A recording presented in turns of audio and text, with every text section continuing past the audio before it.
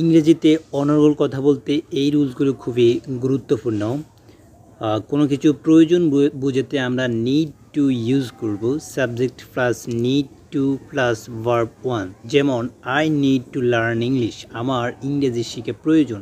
I need to learn English. একই রকমভাবে I need to buy a book, I need to buy a book অর্থ হচ্ছে আমার একটি বই কিনা প্রয়োজন। একই রকমভাবে আমরা যদি বলি I need to help him, I need to help him এর অর্থ হচ্ছে আমার তাকে সাহায্য করার প্রয়োজন। আবার আমরা যদি বলি আমার কাজটি করা প্রয়োজন, I need to do the work, I need to do the work. তাহলে নিড অর্থ হচ্ছে প্রয়োজন অর্থে আমরা নিড ইউজ করি। নিড টু অর্থ হচ্ছে প্রয়োজন, I need to do the work, আমার কাজটি করা প্রয়োজন।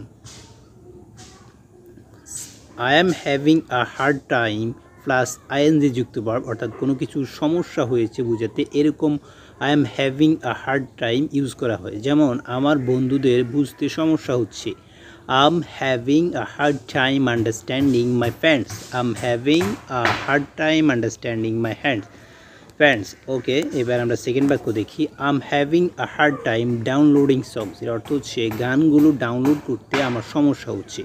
তাহলে আমি ইংরেজিতে কী বলবো? I am having a hard time downloading সংস।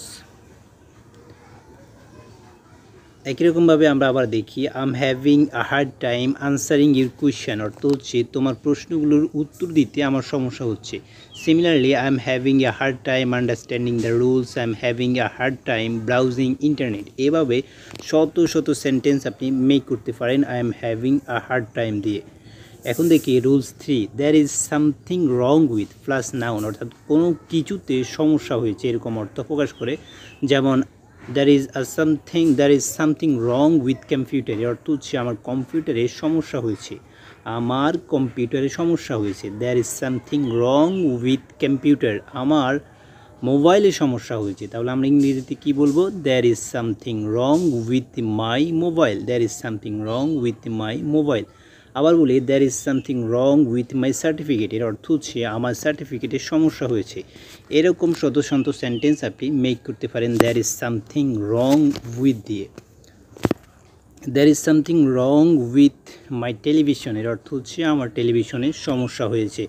তারপরে দ্যার ইজ সামথিং রং এর অর্থ হচ্ছে সমস্যা হয়েছে এরকম অর্থ প্রকাশ করে।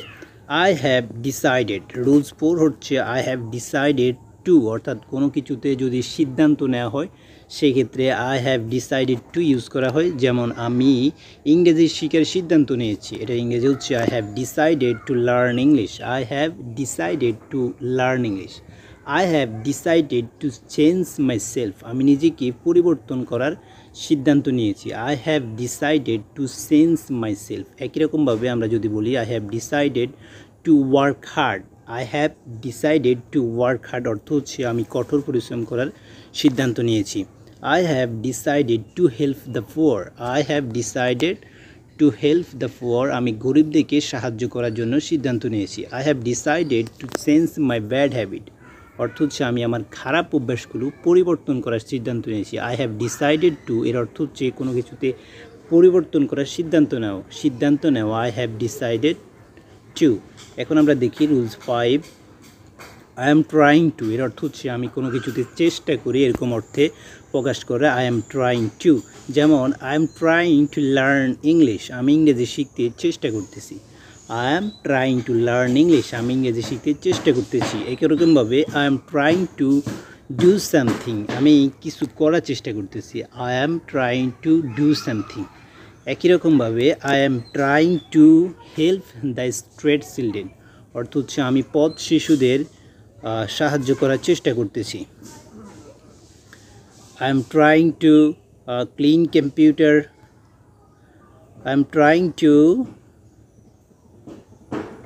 Trying to clean my room, আমি আমার ঘর পরিষ্কার করার চেষ্টা করতেছি। I am trying to motivate him, আমি তাকে অনুপ্রাণিত করার চেষ্টা করতেছি। এভাবে আপনি শত শত সেন্টেন্স মেক করতে পারেন। Thank you so much for watching the video. বাকি রুলসগুলো এই ভিডিও ডিসক্রিপশন বক্সে লিঙ্ক দেওয়া রয়েছে, আপনি চাইলে সেখান থেকে দেখে নিতে পারেন। Thank you so much for watching the video.